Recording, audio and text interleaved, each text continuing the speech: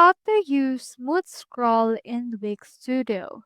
So in order to use it, what we can do is we can first head over right here into the dashboard of our actual Wix site.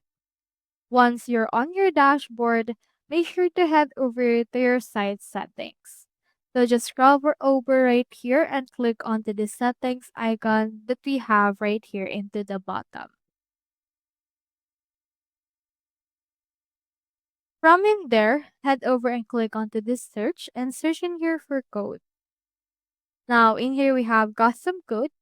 Click on this and then after that, make sure to actually add a custom code based on the settings. So in order to add a custom code, you first need to actually upgrade your site and connect a domain. If you have already upgraded, you can use in here this code developed by Audrey Mukund. And then you can actually see in here this code. And then from in there, use it and then paste it into our custom code. Don't worry because I will attach the link of this particular code into the description below. Just utilize in here this and you should be able to do a smooth scroll. So that's how you smooth scroll in Wix Studio. Hope we helped.